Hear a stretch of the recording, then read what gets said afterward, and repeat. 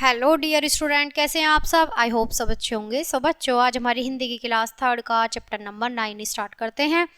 हमारे चैप्टर का नाम है बच्चों सोने का चूहा। तो बच्चों, आज हम सोने के चूहे के बारे में बात करेंगे, ठीक है।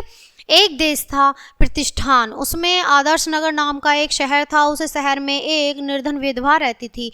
उसका पुत्र बड़ा हो गया तो माँ ने उसे समझाया, बेटा अगर तुम बड़े हो गए हो कुछ व्यापार करो, दुर्भावश तुम जन्म से ही धनहीन हो कि तुम बच्चे गरीब हो और आपको क्या करनी चाहिए, मेहनत करनी चाहिए। इसी शहर में धनगुप्त नाम का एक करोड़पति है।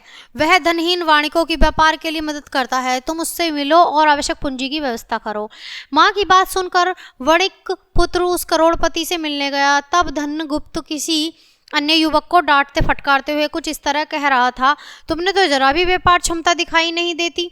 कई बार मैंने तुम्हें व्यापार के लिए धन दिया पर तुमने मूल धन भी डुबो दिया। यदि तुम में जरा भी व्यापार बुद्धि होती तो तुम उस मरे हुए चूहे की भी पूंजी बनाकर लाखों कमा लेते। गुप्त सिंह की बात सुनकर वणिकपुत्र ने उसे व्यापार के लिए धन नहीं मांगा, बल्कि वहां पड़े उस मरे हुए चूहे को लेकर वह वापस हो लिया। रास्ते में एक पंसारी की दुकान थी। उस दुकान पर एक बिल्ली थी। उसने वह मरा हुआ चूहा उस बिल्ली को खिला दिया। पंसारी यह देखकर खुश हो गया और उसने उसे बतौर इनाम 2 अंजुली भर चने दिए।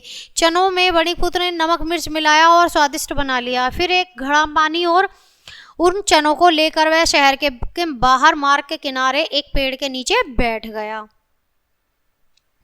गर्मी का मौसम था, धूप बहुत तेज थी। जंगल से लकड़ी काटकर लकड़हारे लौट रहे थे। वे आराम करने के लिए उस मोटे और उस पेड़ के नीचे भी बैठते। वणिकपुत्र उन्हें मसालेदार चने खिलाता और ठंडा पानी पीने को देता हूँ। वे लकड़हारे बहुत खुश होते और उसे कुछ लकड़ियां दे जाते। जब काफी लकड़ियां इकट्ठी हो गई तो वणिकपुत्र उन्हें गट्ठर में बांधकर मंडी की तरफ बढ़ा और मंडी में उन्हें बेचकर उसने फिर चने खरीदे और उससे उन चनों का खूब ढंग से तला, उनमें मसाला मिलाया और उन्हें लेकर पानी के घड़े के साथ फिर उसी छायादार पेड़ के नीचे जा बैठा। दोपहर को लकड़हारे जब जंगल में लौटे तो उन्हें चने खिलाए और ठंडा पानी पिलाया। इस सेवा के बदले लकड़हारे उसे ढेर सारी लकड़ियां दे गए। वणिकपुत्र के पास अब काफी मात्रा में धन इकट्ठा हो गया था। अब उसने चने खिलाना छोड़ दिया और सीधे लकड़हारों से लकड़ियां खरीदकर उन्हें मंडी में बेचने लगा। उसके पास लकड़ियां तो काफी जमा थी। उधर बारिश का मौसम शुरू हो गया। वणिकपुत्र ने अच्छे दामों में अपनी लकड़ियां बेची और उस पैसे से पंसारी की एक छोटी सी दुकान खोल ली।